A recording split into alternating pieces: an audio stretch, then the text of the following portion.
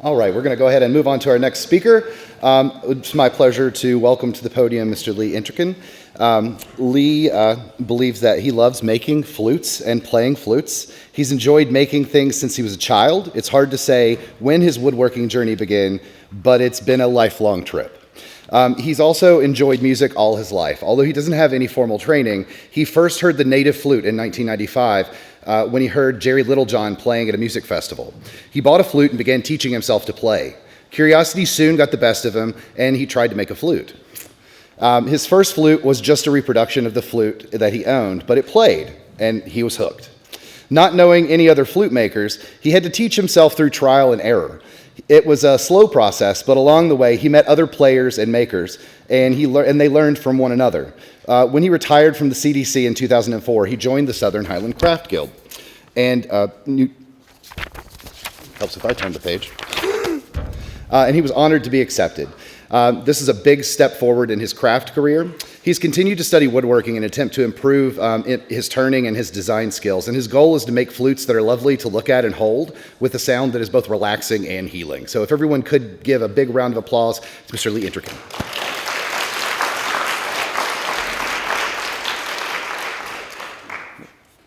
And then just advance it back.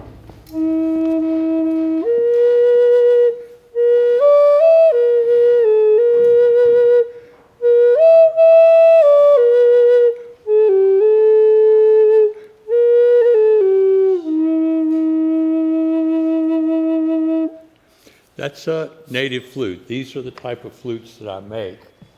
And when I first heard one of these back in 95 or so, it was in the mid-90s sometime, I just fell in love with the sound and I was hooked. So I started playing and soon got curious to see if I could make one. The first flute I made was a copy, an exact, as close as I could come, exact replica of the flute that I had, and it played okay. I still have it. So I had to make another one to see if I could make it a little bit better and change a few things here and there. And then I had to make another one and another one and another one. Before I knew it, I had a house full of flutes. This is my wife here, so she can probably remember the flute room.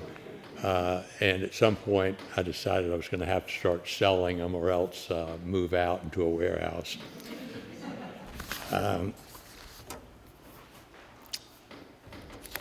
First, I have to give you a disclaimer. I make Native American style flutes. I'm not Native American. I don't have any, to my knowledge, any Native ancestry. There is a very specific law, the Indian Arts and Crafts Act of 1990, that governs who can and can't sell their craft as Native American. I'm not a member of an enrolled tribe. I don't have Native heritage, so I cannot call my flutes Native American flutes. That's kind of a generic term that's batted around, but when I'm marketing them, I can't say that. So my flutes are Native American style or just flutes. As I said, I've been making flutes for about 28 years. I joined the Highland Craft Guild in 2005. It was a real honor for me to be accepted because I'd thought I was kind of a hacker, not any great talent, but becoming a member of this organization just was a boost to my ego, I guess I can say. And I walk around the shop or the shows sometime and I think, I can't believe they let me in, but they did, and I'm here, so I must be doing something right. I've continued studying woodworking and turning with other artists, not necessarily flute makers, but people who do artistic turning, and that's helped me see different ways of making flutes, different type of textures, different color types, using different turning techniques, and I want to continue as long as I can to learn and not just say, well, I'm making flutes, that's it. I'm going to make the same flute for the next 30 or 40 years or however long. I'm going to start with an overview of some really old flutes. We had presentations just now from up-and-coming artists. This will be really, really ancient craftspeople, prehistory in fact, that made the first flutes. Just to be sure we're kind of on the same page, there's a little bit of confusion about what a flute is. A flute is an instrument that makes a sound when the player's breath passes over an open hole. Where a lot of us used to seeing the classical flute that's played like this, and that's what most people think of. The flute may be a simple one with no keys, or it may be silver, highly inlaid with a lot of fancy keys on it. Well, that's one type of flute, but there's also flutes that are played by blowing across the end like this. There are penny whistles, recorders, ocarinas. They're all various types of flutes, and there are the type of flute that I make, which is called a duck flute or a fipple flute, and it has a windway here and the sound hole is here. Most of these flutes have some mechanism that directs your breath against the sound hole.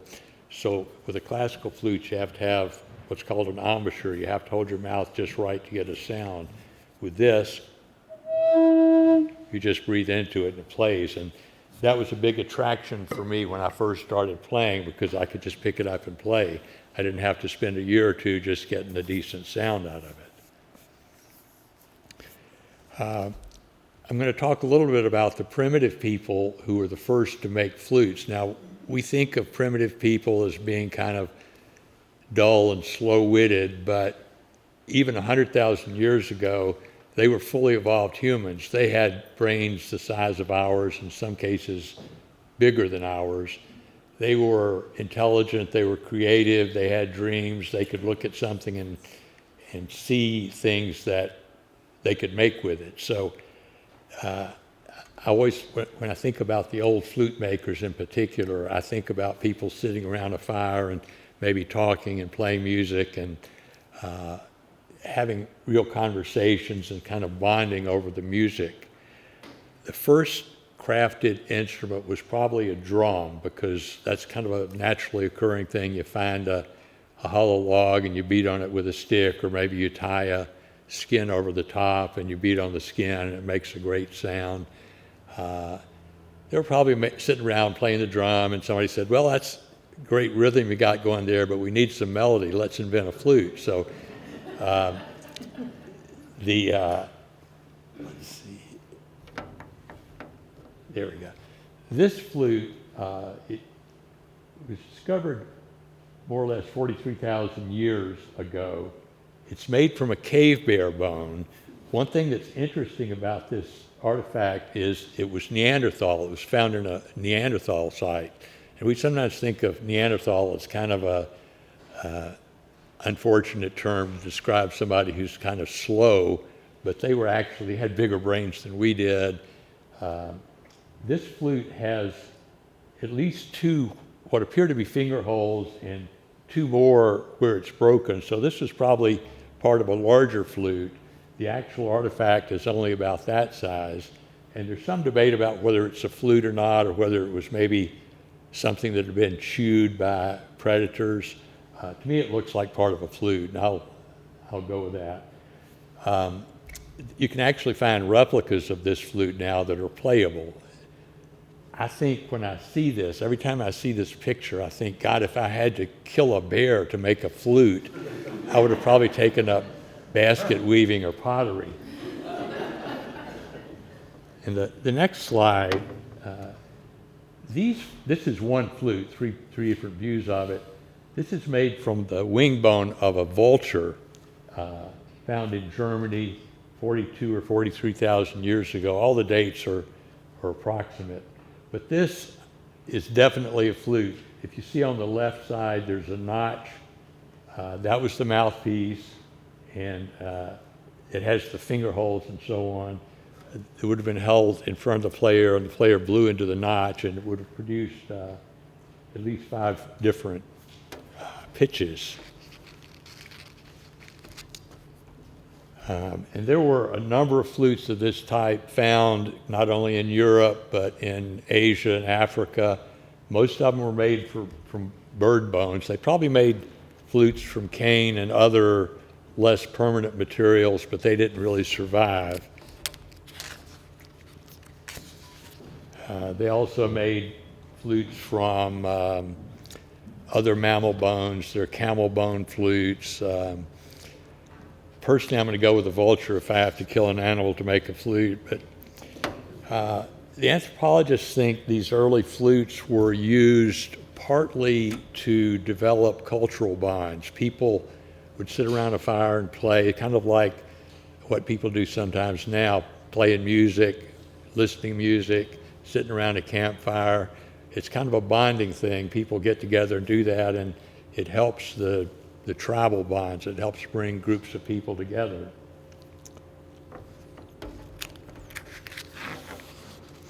Another thing I've noticed, particularly when I started putting this together, a lot of the early flutes are decorated. They have etched bands, they have circles and different symbols on them. That kind of tells me that this wasn't just something you threw together. This was something special that you wanted to personalize, to make your own. You make your own music, and you make the instrument that you play it with, and you decorate it to suit yourself.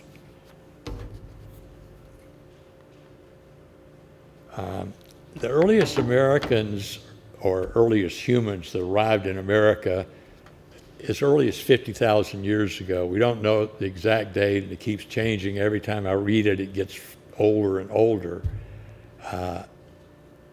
Peruvian archaeologists found these flutes made from pelican bones, and these are dated 2,200 years BCE. And these, again, are decorated, so somebody took the time to actually carve these figures into the flute. It wasn't just a flute that they found and put a little hole in it and started playing it.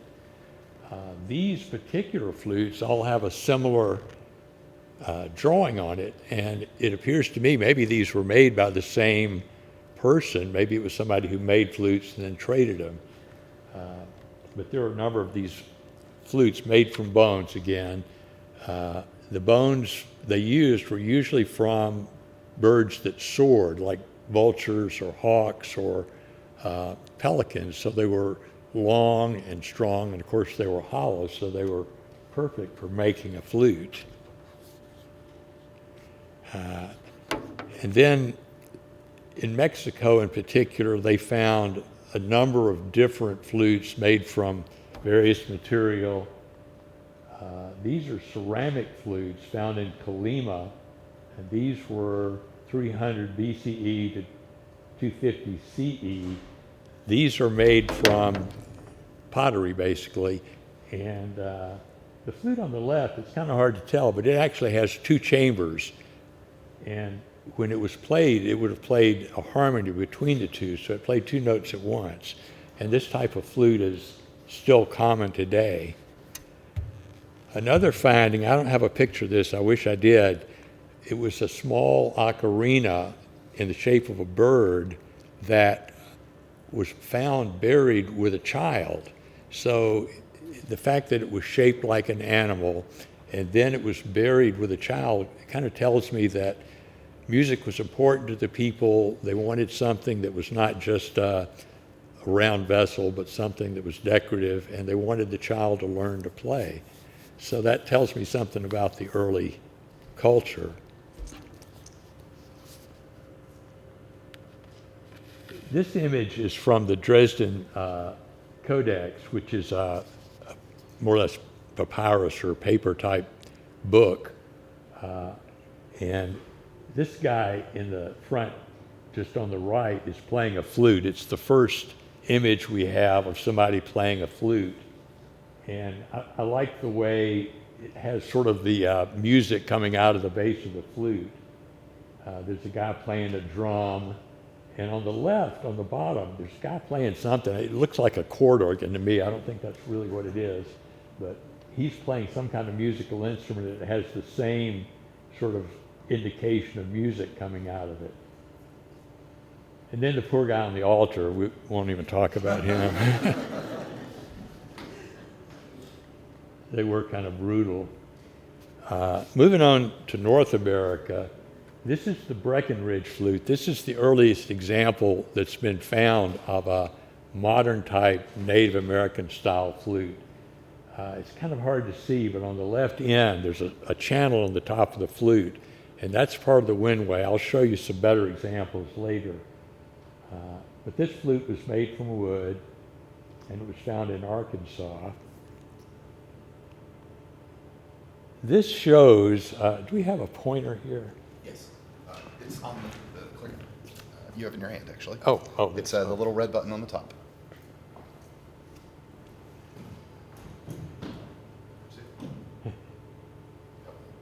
Just above the arrows. well.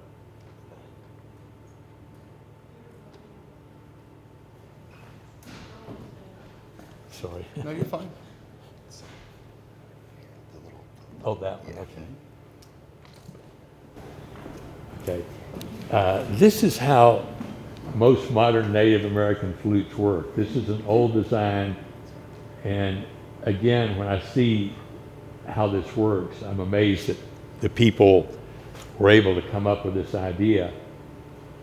This flute, this part of the flute was hollowed out, a partition was left in the center, 2 holes were made. This is the windway, so this is the mouthpiece. Your breath flows through here, up through this shallow channel. They left a tiny channel there to direct your breath against the sound hole here. And this is the sound chamber, so this is where the sound comes from. This piece is just a block of wood that covers that channel, so it makes it airtight, so your breath has to go through that narrow little space. And this is the way flutes are still made today. This is the oldest existing Native American flute made from wood. It was collected in 1823 and preserved. So being made of wood, it probably wasn't a lot older than the 1820s. This has the same design,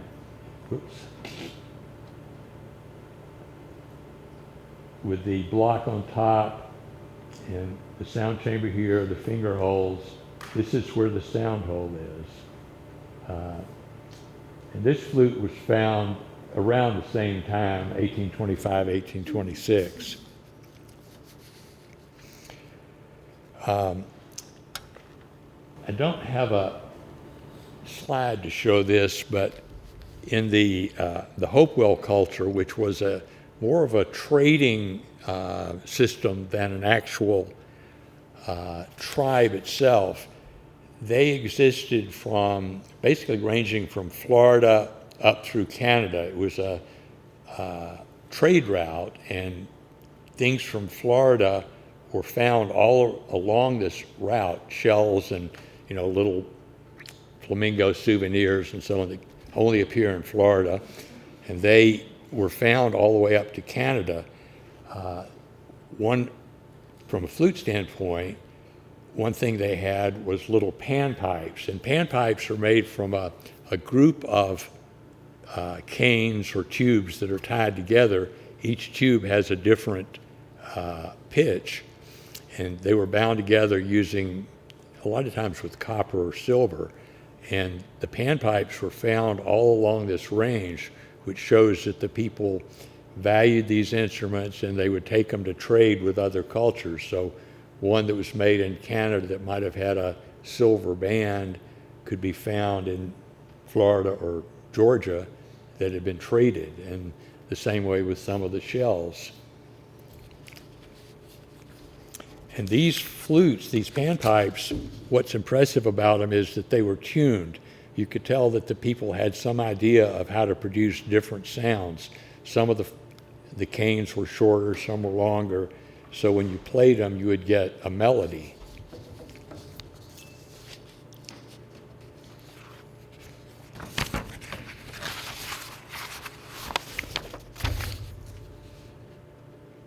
Go back for a second. One of the things about these flutes, this one was made from western cedar, and it's bored from the end. It's made from a single piece of wood. This one was made from a piece of wood that was split in half, carved out, and then glued back together. And those two ways of making flutes are still the way that most current makers use. This particular one, after it was finished and glued together, was covered with the intestine of an animal, so it had something else to help bind it together. I don't know if I'd want to play it, but this flute is a two-chambered flute like the others, but on this flute, there's a sound hole, and the player covered the sound hole with his fingers. So instead of having a separate block tied on the flute, the player used his finger to cover that hole. The top one is the original flute, and the bottom one is a reproduction made by a guy named Michael Allen, who is a great flute maker and a person who has done a lot to promote the old flutes. He's continually coming up with new ideas to make an old flute. This shows a musician playing a flute, and this is still another type of flute. This is played by blowing across the end, but you hold the flute obliquely at the end. And this is similar to the way some Middle Eastern flutes are played. The Turkish ney is played exactly the way he's playing that. Some of the uses of native flutes, they were played in rituals, they were played for courting. That is probably what most people think of if they think of a flute. It's a courting flute. They were used for meditation and generally for relaxation, also for healing. There were ceremonies where a medicine man or shaman would play a flute over someone who was sick, and they would help the person heal. They were even used in warfare. The Comanches in particular made a flute that kind of like a bagpipe. It had a really raspy, scary sound. So wide variety of uses. In the Southwest, the flutes were played while grinding corn. So the women would be working grinding the corn, and the men would be playing the flute. Probably typical. But the flute had a symbolic role in fertility. It was considered to be something that could bring fertility. Probably everybody here has seen the Kokopelli figure. It's kind of become a cliche, but he is the patron saint of flute makers, and he would travel around to different villages. He carried a bag of corn on his back, which is why he's always kind of shown hunched over, and he would bring corn to the villages, and he would supposedly bring fertility, partly because he seduced the maidens in the village and brought fertility in a maybe unintended way. But he's become, like I said, the patron saint of flute players, and you see him everywhere. There are also other magical qualities attributed to the flute. People thought the flute could control weather. Some people did spirit journeys playing a flute. They would play a flute and they would be transported to the four corners of the world. The number 4 is also significant to the flute. A lot of the flutes have 4 tuning holes, or they have 4 somethings on the flute, 4 designs. Some of the ceremonies, you would walk around an object 4 times, walk around a fire 4 times, or there would be 4 people involved in the ceremony. A lot of people still make flutes with 4 tuning holes. Now, let's see. This is a Dakota cording flute. This is made from wood. It is split and bound together. You can see the cord has a bird head. The bird head was supposed to help the flute sing better. And these were played to court your young girlfriend. There's an interesting story. This was in several different cultures, or Winnebago and other cultures that use the flute for courting. But my favorite story was told to me by, it came from a Cherokee elder. When a young man had his eye on a young woman in the village, he would go to an elder in the tribe and say, you know, I kind of like young running deer. I want to court her. And the elder and the young man would go out into the forest for a day. The old man would teach him how to make a flute, and they would spend the day talking and making the flute. And then in the evening, the young man would go back and sit outside the young woman's home, and he would play the flute for her. And he would compose a song just for her. And according to the legend, if she heard the song, the gods intended for them to be together, she would come out and they would begin their courtship. If she couldn't hear it, they weren't meant to be together, and the guy would throw the flute in the fire and say, better luck next time. The fact is, of course, everybody could hear the flute. There's really nothing magic about it, but it gave the young woman kind of an easy way out. If she didn't like the guy, she could just sit in the back of her home and just go, wah, wah, wah, wah, I can't hear. And the guy would say, well, at least she didn't. It was just the magic of the flute. It wasn't that she didn't like me. The other thing about Cherokee culture that this story tells, this elder in the tribe spent a day out talking with this young man. He was not only saying, this is how you make a flute, but he was talking about the responsibilities of men in their culture, not just the birds and the bees maybe, but what you have to do as a man to support your family.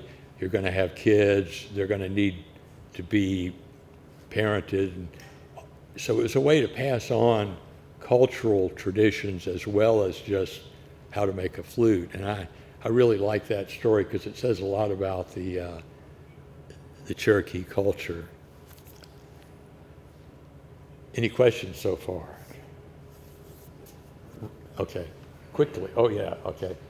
I have over here some examples of flutes and some materials, so I'm going to try to go over this pretty quickly.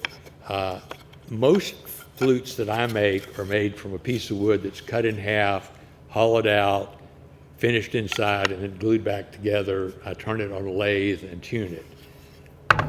Some people use a machine that actually bores a single piece without having to split it. And there's advantages to both ways of doing this. Some other materials, this is a piece of bamboo. It's naturally hollow, much easier to make a bamboo flute than to make a wooden flute. And there are other natural materials. One of these is actually a thistle stalk. One is a sumac stalk. These are very soft inside, so even if you don't have power tools, you can ream the inside out and make a flute from it. Let me just show you quickly, I'll try to skip through these last few slides because we're running out of time. This is a idealized courting scene, young man sitting outside the teepee. The Cherokee didn't live in teepees, so this is a flute made by a friend of mine, John Norris. This is a replica of an old flute. I've got a similar one over here. Coyote Omen. One thing I should say, in the last part of the 19th century and the early part of the 20th century, Native culture was extremely suppressed. People had to go to schools to learn English. They weren't allowed to speak their native language or practice any of their native rituals. They weren't allowed to make and play flutes. But a few people preserved them. This guy, Coyote Oman, had been a flute maker, but he saw the native flutes. He learned from a guy who'd collected flutes, and he started making, some are replicas of old flutes, and some are just very pretty artistic flutes. This is a way of making flutes with hand tools. This is a contemporary maker using gouges. You can see on the left, that's the starting material. On the right, he started to do the gouging, and this is a finished flute from Jeffrey. This is another way using hand tools to bore the flute using a reamer, and that's a very tedious process. I don't recommend it unless you've got a lot of time. Hawk Littlejohn was another famous flute player, maker. He was from this area. He lived in Old Fort when I met him, and his flutes back in the day, you could buy them for $150, and now they sell for thousands. Contemporary flute by Dana Ross. Dana's a friend of mine.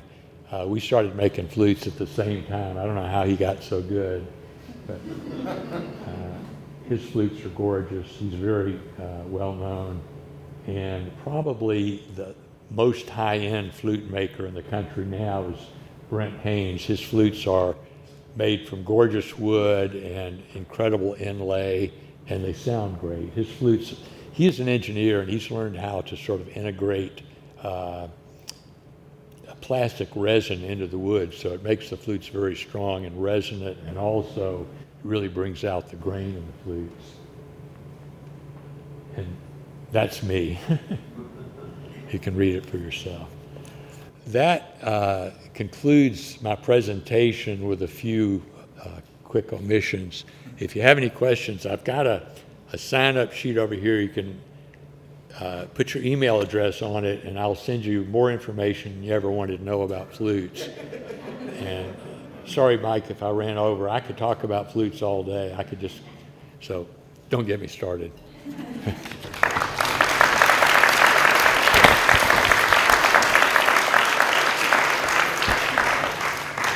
Thank you.